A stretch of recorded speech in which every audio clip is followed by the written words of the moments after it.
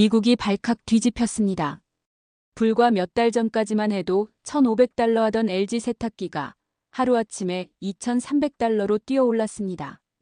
그 앞에는 품절이라는 안내문까지 붙어 있었죠.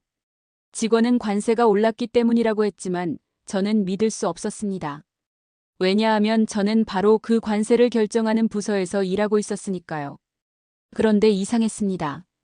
LG 제품을 비난하는 게시물과 영상이 마치 누군가 한 번에 쏟아낸 듯 SNS를 뒤덮고 있었던 겁니다. 더 기묘한 건 그 절반 이상이 미국이 아닌 유럽 서버에서 그리고 워싱턴 DC 한복판에서 올라왔다는 사실이었습니다. 관세 폭탄, 조작된 여론, 막혀버린 유통망, 그리고 거대한 로비 자금. 이 네 가지가 한 줄로 이어지는 순간 저는 소름이 돋았습니다. 누군가가 LG를 무너뜨리기 위해 거대한 판을 짜고 있었던 겁니다. 그 판의 한가운데 제가 몸담고 있는 정부기관이 있었습니다. 그리고 그날 이후 저는 모든 것을 걸고 그 판을 뒤집어야만 했습니다. 오늘 그 충격적인 전말을 말씀드리겠습니다. 안녕하세요. 저는 미국 상무부에서 국제통상과 시장 분석을 담당하고 있는 레이첼 모건이라고 합니다. 지난 12년 동안 무역정책과 관세 데이터를 분석하며 살아왔지만 그 어느 때보다 제 직업적 양심이 시험받았던 사건이 있었습니다. 그리고 그 이야기는 바로 LG가전을 둘러싼 그림자 전쟁에서 시작됩니다. 그날은 2025년 여름 중서부 오하이오주의 한 소도시에 있는 대형마트를 방문했을 때였습니다. 출장 일정 중 잠시 짬을 내어 생활용품을 보러 들른 곳이었죠. 현관문을 열고 들어서자마자 눈에 들어온 건 TV 광고 속에서나 보던 LG의 최신 세탁기와 건조기 세트였습니다. 그런데 가격표를 보는 순간 저는 눈을 의심했습니다. 불과 반년 전만 해도 1,500달러 정도였던 제품이 2,100달러를 넘어 있었고 일부 모델은 2,300달러에 달했습니다. 매장 직원에게 이유를 물었습니다. 그는 잠시 난감한 표정을 짓더니 최근 관세가 올라서 가격이 인상됐고 물류 사정 때문에 재고가 늦게 들어온다라고 말했습니다. 저는 그 자리에서 미묘한 불편함을 느꼈습니다. 왜냐하면 저는 상무부 소속으로 한국산 가전 제품에 대한 관세 변화와 재고 상황을 누구보다 잘 알고 있었기 때문입니다. 가게를 나와 호텔로 돌아오는 길, 저는 휴대폰으로 뉴스를 검색하기 시작했습니다. LG 세탁기 가격 인상, LG 가전 품절 같은 키워드로 검색하니 수많은 소비자 게시물과 영상이 쏟아졌습니다. 그중 일부는 단순 불만을 넘어 마치 조직적으로 LG 제품을 비난하는 듯한 내용이었습니다. 한 달 만에 고장났다, 서비스 최악, 차라리 다른 브랜드를 사겠다는 글이 줄지어 올라와 있었습니다. 그런데 이상한 건 이런 글들이 특정 기간에 몰려 있었고 심지어 사용된 문장 구조와 어휘가 너무 비슷하다는 점이었습니다. 마치 한 사람이 여러 계정을 돌려 쓰는 것 같았죠. 더 충격적인 건 일부 영상이 유럽의 서버에서 업로드된 흔적이 있다는 사실이었습니다. 저는 디지털 포렌식 툴을 다룰 줄 알았기에 간단한 IP 추적만으로도 콘텐츠 출처의 대략적인 위치를 확인할 수 있었습니다. 그중 상당수가 독일과 스웨덴, 그리고 미국 워싱턴 DC에서 접속한 기록을 가지고 있었습니다. 워싱턴 DC? 제 직감이 순간적으로 반응했습니다. 그곳은 단순한 도시가 아니라 정책과 로비의 중심지였습니다. 다음 날 아침 저는 출근하자마자 상무부의 내부 데이터베이스에 접속했습니다. 관세율 변화 기록을 확인했지만 공식 문서에는 변화가 없었습니다. 그런데 관세 인상 예정이라는 제목의 비공개 문서가 하나 눈에 띄었습니다. 접근 권한은 제한돼 있었지만 문서의 메타데이터를 보니 작성 시점이 불과 한 달 전이었습니다. 그리고 작성자 목록에 익숙한 이름이 있었습니다. 바로 우리 부서 국장과 제가 잘 알던 다른 부서의 고위 관료였습니다. 제 머릿속에 수많은 가능성이 스쳐 지나갔습니다. 혹시 공식 절차를 거치지 않고 누군가 비밀리에 관세를 올리려는 계획을 진행 중인 건 아닐까? 그 배경에는 과연 누가 있는 걸까? 더구나 SNS에서 퍼지고 있는 LG가전 비난 콘텐츠의 급격한 확산은 단순한 소비자 불만이라고 보기에는 너무 조직적이었습니다. 그날 저녁 저는 한 통의 전화를 받았습니다. 발신자는 에단 리 뉴욕타임스 탐사 보도팀의 기자였습니다. 그는 제 신분과 부서를 이미 알고 있었고 LG가전에 관한 기묘한 여론 조작 정황에 대해 취재 중이라며 저에게 도움을 청했습니다. 저는 처음엔 망설였습니다. 하지만 누군가는 이 문제를 공식 기록 밖에서라도 파헤쳐야 한다고 생각했습니다. 좋아요. 대신 절대 제 이름은 기사에 쓰지 마세요. 그날 밤 제 마음속에서는 이미 이 사건을 끝까지 파고들겠다는 결심이 서 있었습니다. 에단과의 첫 만남은 전자기기 박람회가 열리던 주말, 콜럼버스의 한 임시 프레스룸에서 이뤄졌습니다. 저는 제 이름이 공개되지 않는다는 조건을 다시 한번 확인했고, 그는 노트북을 제 앞으로 돌려놓았습니다. 화면에는 지난 석 달간 올라온 LG 불만 관련 게시물의 시간대 분포, 작성, 계정 생성일, 반복되는 문장 패턴이 시각화되어 있었습니다. 특정 이슈가 자연 발생적으로 커질 때는 완만한 상승 곡선이 나타나는 게 보통입니다. 그런데 그래프는 계단처럼 탁탁 올라갔습니다. 무엇보다 유포 정점이 미국 동부 시간 새벽 3시와 4시에 찍혀 있었습니다.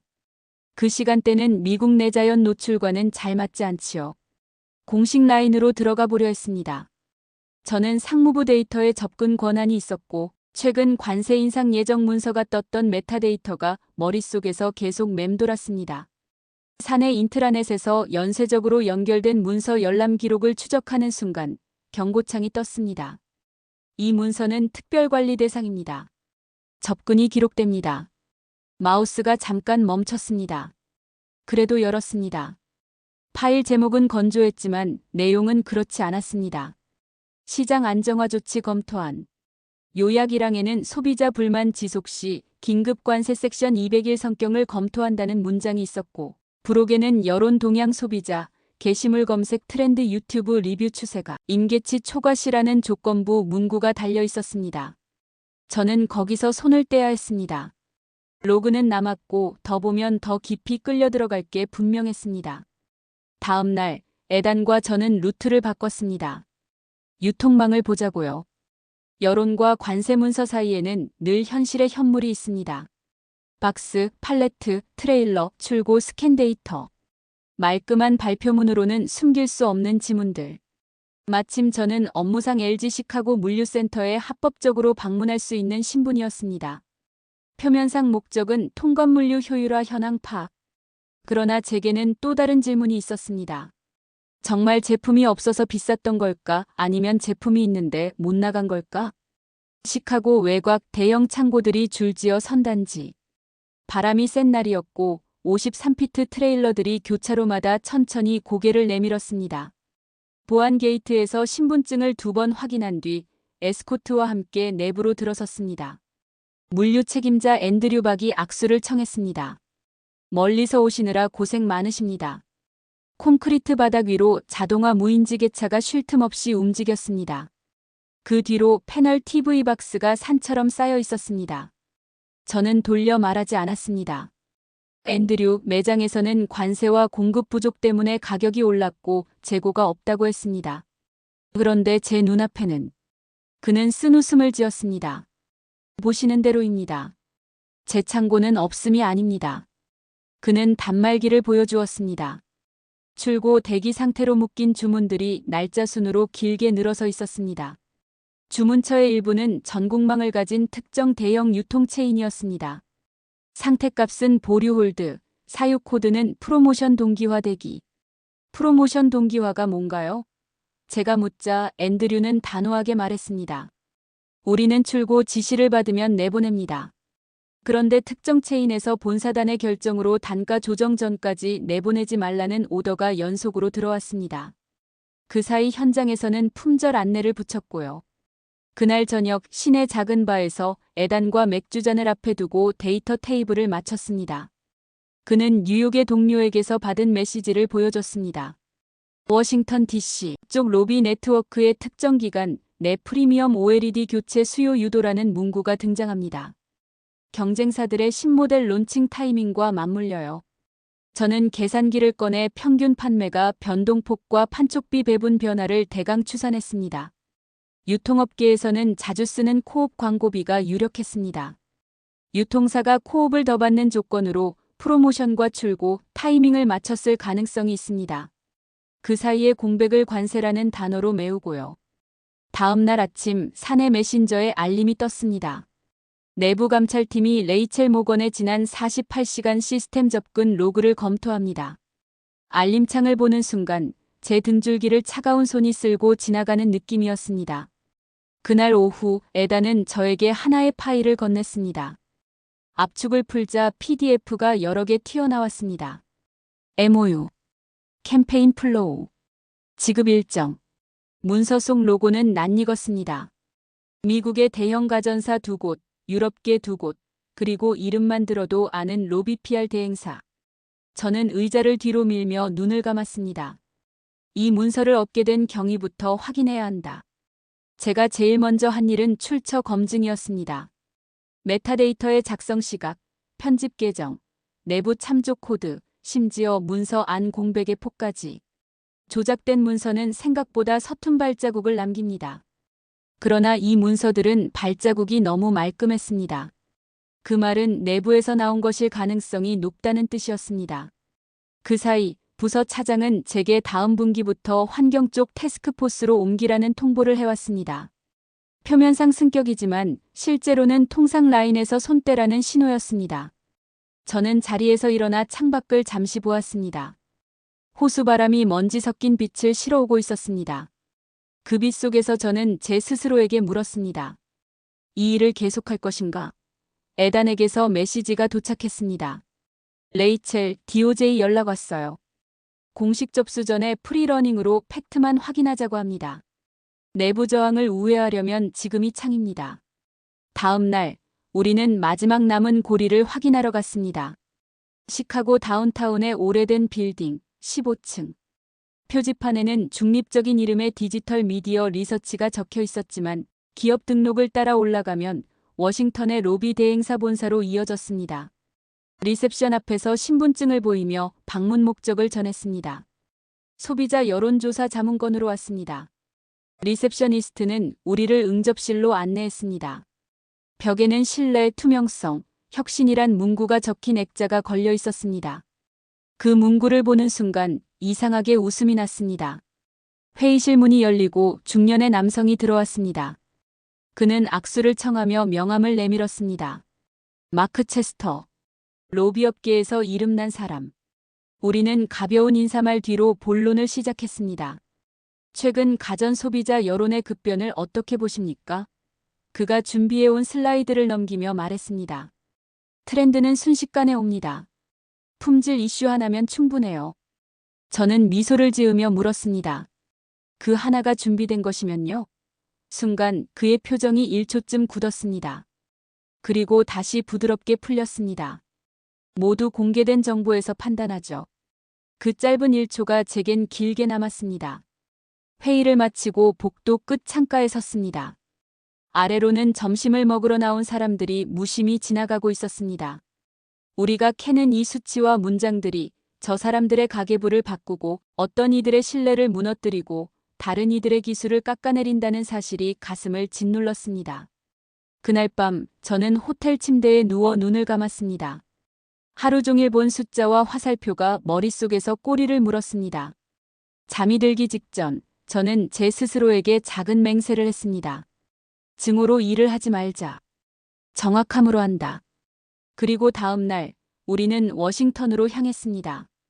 워싱턴 DC로 돌아오는 비행기 안 창밖으로 내려다본 포토맥 강이 유난히 탁하게 보였습니다. 저와 에다는 서로 한마디도 하지 않았습니다. 지난 며칠간 우리가 본 모든 조각들이 머릿속에서 뒤엉키고 있었기 때문입니다. 물류창고의 재고, 출고, 보류 코드, 코옵 광고비 증액 계약서, 그리고 로비업체 사무실에서 마주한 그 1초의 표정 변화. 상무부 국제통상국 회의실, 길게 늘어선 마호가니 테이블 위에 커피잔과 메모지가 어지럽게 놓여 있었습니다. 담당 부국장이 문서를 넘기며 말했습니다. 이번 품목별 관세 조정건, 특별조치 검토가 들어갔습니다. 일부는 이미 부서장 서명까지 끝났고요. 그 순간 제 시야가 문서 하단에 꽂혔습니다. 결제선 마지막 줄, 익숙한 이름 로버트 앤슨, 제 직속 상관이자 상무부 내 영향력 있는 인물이었습니다. 회의가 끝나고 그는 제 쪽으로 걸어왔습니다. 레이첼, 시카고 출장은 잘 다녀왔나? 표정은 웃고 있었지만 눈빛은 제 속을 꿰뚫는 듯 했습니다. 네, 유익한 시간이었습니다. 재고와 출고 현황에 대한 자료도 확보했습니다. 제가 짧게 답하자 그는 낮은 목소리로 말했습니다. 괜한 일에 발 담그지 마. 여기서는 내가 생각하는 정의보다 오래 살아남는 법을 아는 게 중요하니까. 그 말을 듣는 순간 저는 확신했습니다. 이건 내부 문제이자 동시에 외부와 연결된 공모였습니다. 그날 오후 DOJ 미 법무부 반독점국 소속 변호사와 비밀리에 만났습니다. 그는 애단이 미리 전달한 문서를 대조하더니 눈썹을 찌푸렸습니다. 이건 내부 문서입니다. 작성 형식, 부서 코드, 결제 라인까지 외부에서 만들 수 있는 게 아니에요. 그러면서도 그는 신중했습니다. 출처 보호가 가능하다면 이건 관세부가 절차뿐 아니라 담합과 시장 왜곡 혐의로도 확장할 수 있습니다. 다만 증거는 더 필요합니다. 계약의 이행 정황, 그리고 금전 흐름이죠. 다음 날 워싱턴 포스트 편집국 한쪽 구석 회의실에서 애단, 사라 퀸 기자, 그리고 저 이렇게 셋이 모였습니다. 사라가 말했습니다. 이 사건의 흐름을 정리해보죠. 유럽계 가전사와 미국 대형 가전사가 로비업체에 자금을 송금. 이 로비업체가 SNS 여론조작 캠페인 실행. 소비자 불만 데이터가 인위적으로 증가. 상무부가 긴급 관세 명분을 확보. 보관세 부과 직전. 일부 유통망이 LG 제품 출고를 보류해 품절 사태 연출. 경쟁사 신제품 출시와 맞물려 LG 가격 경쟁력 하락. 저는 그 순서에 몇 가지를 덧붙였습니다. 내부 결제 라인에는 로버트 앤슨이 최종 서명. 그 직후 유럽계 업체 CEO와 앤슨이 비공개 만찬을 가진 기록이 남아있음. 사라는 조용히 웃으며 말했습니다. 이건 거의 교과서적인 담합 시나리오네요. 다만 앤슨과 유럽 업체를 직접 잇는 회계 자료가 있으면 게임 끝입니다. 그날 저녁 뜻밖의 연락이 왔습니다. 발신자는 익명 번호였고 목소리는 낮고 떨렸습니다. 레이첼 모건 씨, 저는 상무부 재무팀의 마이클 윤입니다. 당신이 뭘 찾고 있는지 압니다. 그리고 제가 그 답을 갖고 있습니다. 우리는 시내 외곽의 한 오래된 도서관에서 만났습니다. 사람들의 발길이 뜸한 3층 참고자료실, 먼지 쌓인 책들 사이에서 마이클은 봉투 하나를 꺼냈습니다. 여기 로비업체와 상무부 고위 인사가 얽힌 자금 흐름입니다. 계좌번호, 이체 날짜, 금액, 그리고 내부 코멘트까지. 저는 봉투를 열어 첫 장을 보는 순간 숨이 막혔습니다. 스페셜 코오더네이션 P 프로젝트 허라이전. 금액은 정확히 1200만 달러. 발신은행은 스웨덴, 수신은행은 워싱턴 DC의 로비업체 계좌. 메모란에는 이렇게 적혀 있었습니다. 관세 조정 캠페인 페이즈 3 실행. 그날 밤 호텔방에서 문서를 스캔해 암호화 파일로 저장하며 저는 결심했습니다. 이제는 물러설 수 없다. 관세 부과가 단순한 경제정책이 아니라 미국과 유럽 기업의 담합과 정치적 로비의 결과였다는 사실을 세상에 보여줄 때가 온 겁니다. 하지만 동시에 저는 압박을 느꼈습니다. 내부에서는 이미 제가 위험인물로 분류됐을 것이고 앤슨은 언제든 제 발목을 잡을 수 있었습니다. 문을 잠그고 노트북을 덮으면서 창밖의 워싱턴 야경이 이상하게 차갑게만 느껴졌습니다. 다음 날 아침 애단이 메시지를 보냈습니다. 준비됐어. 사라가 편집국장 설득했고 DOJ와 FTC도 예비조사 착수 동의. 이제 남은 건 결이었습니다. 진실을 공개하고 그 대가를 감당하는 것. 저는 스스로에게 한 번 더 되뇌었습니다. 두려움이 아니라 정확함으로, 분노가 아니라 증거로. 워싱턴 포스트 일면에 우리의 이야기가 실린 건 모든 준비가 끝난 다음 날 아침이었습니다. 커피를 들고 편의점 앞 전광판을 스쳐 지나가던 순간 저는 큼지막한 제목을 봤습니다.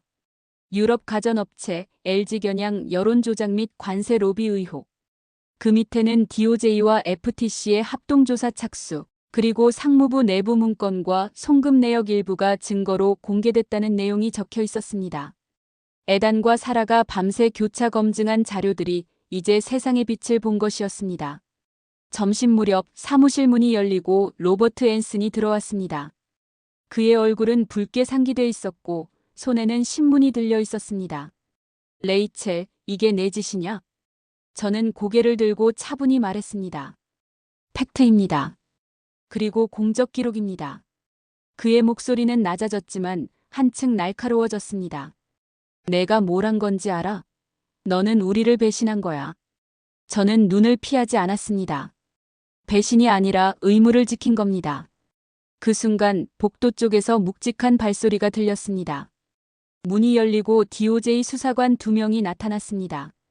로버트 앤슨 씨, 직권 남용 및 담합 혐의로 체포합니다. 그의 손목에 수갑이 채워지고 사무실 안 공기가 얼어붙었습니다. 저는 숨을 깊게 들이마셨습니다. 두려움과 안도감이 동시에 밀려왔습니다. 그날 오후 뉴스 속보로 화이트하우스 브리핑룸 장면이 나왔습니다. DOJ 대변인은 이번 사건에 연루된 유럽계 가전사, 미국 대형 가전사, 그리고 로비업체 관계자 전원을 기소한다고 발표했습니다. 송금 내역, 내부 문건, 여론조작 캠페인 로그까지 모든 게 법정에서 다뤄질 거라고 했습니다. 며칠 뒤 FTC 위원장 대행이 저를 불렀습니다. 레이첼, 이번 사건 덕분에 부당 관세는 철회됐습니다. 그리고 국제통상국 부위원장으로 승진 제안이 있습니다. 저는 잠시 말을 잃었습니다. 그리고 웃으며 대답했습니다. 감사합니다. 하지만 승진보다 중요한 건 이번 사건에서 우리가 배운 교훈을 제도에 반영하는 겁니다. 3개월 후 LG 제품은 다시 미국 매장의 정상 가격으로 진열됐습니다. 품절 안내문은 사라졌고 SNS에는 실제 사용자들의 긍정적인 후기가 돌아오기 시작했습니다. 조용하고 성능 최고, OLED TV 화질 끝판왕 같은 글이 눈에 띄었습니다. 그걸 보며 저는 한국에서 봤던 장인들의 얼굴이 떠올랐습니다. 창원 공장에서 0.001 오차를 잡아내던 엔지니어, 시카고 물류센터에서 재고를 지키던 앤드류, 그리고 묵묵히 품질을 보증하던 협력사 사장님들. 저는 지금도 상무부에서 일하고 있습니다. 마지막으로 이 사건을 통해 확신하게 된 것이 있습니다. 정의는 스스로 오지 않습니다. 누군가가 불편함과 두려움을 감수하고 그것을 불러와야 합니다. 그날 워싱턴 포스트 일면을 보며 느꼈던 전율을 저는 평생 잊지 않을 겁니다. 그리고 제 책상 위에는 지금도 그날의 신문 한 부가 놓여 있습니다. 제목 아래에는 작은 글씨로 이런 문장이 있습니다. 팩트는 결코 사라지지 않는다. 다만 때를 기다릴 뿐이다. 저는 그 문장을 매일 읽으며 다시 마음을 다집니다. 그리고 오늘도 제자리에 앉아 숫자와 데이터 속에서 또 다른 팩트를 찾고 있습니다. 왜냐하면 누군가는 진실을 지켜야 하니까요.